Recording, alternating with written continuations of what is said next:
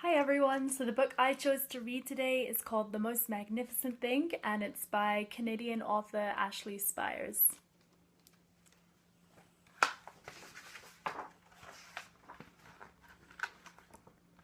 This is a regular girl and her best friend in the whole wide world. They do all kinds of things together. They race, they eat, they explore, and they relax.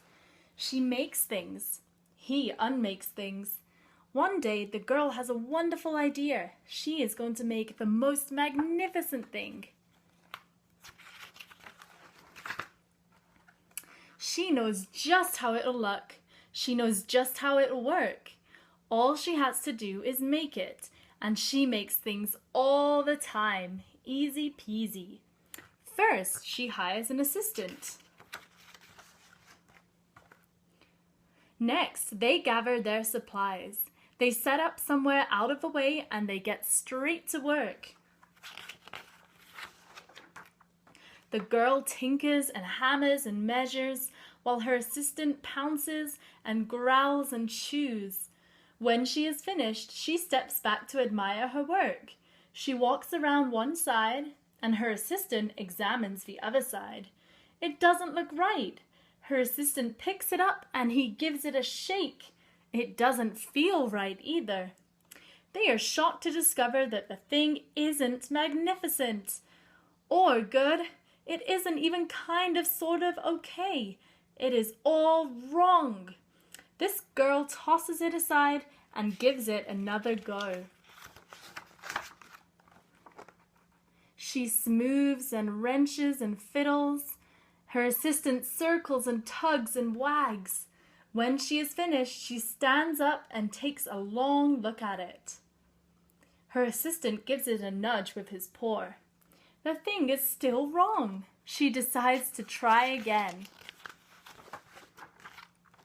The girl saws and glues and adjusts. She stands and examines and stares. She twists and tweaks and fastens.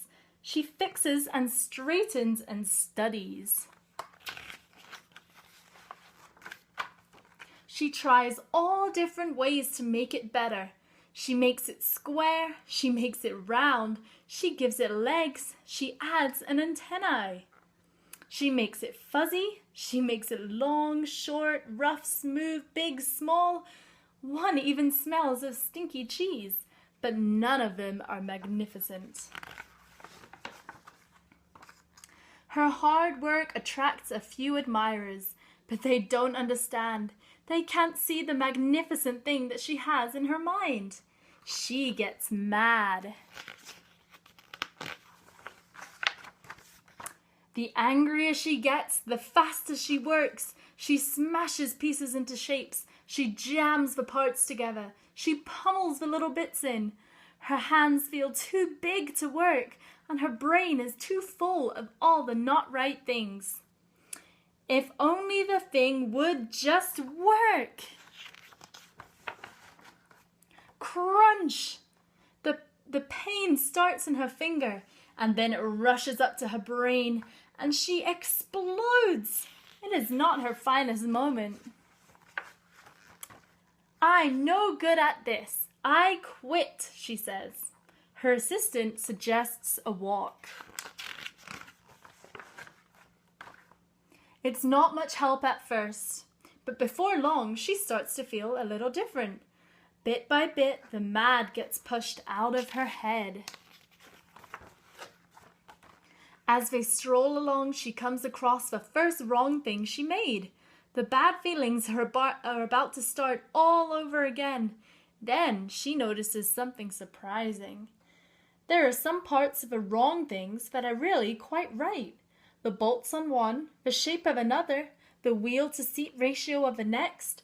There are all sorts of parts that she actually likes. By the time she reaches the end of the trail, she finally knows how to make the thing magnificent. She gets to work right away. She works carefully and slowly, tinkering, hammering, twisting, fiddling, gluing, painting. Her assistant makes sure that there are no distractions. This is the perfect thing to ward off bears. This will stop that leak. This one's all wet. The afternoon fades into evening. Finally, she finishes and she alerts her assistant. The pair take a good long look. It leans a little to the left and it's a bit heavier than she expected. The color could use a little bit of work too, but it's just what she wanted. They climb aboard and take it for a spin. They are not disappointed.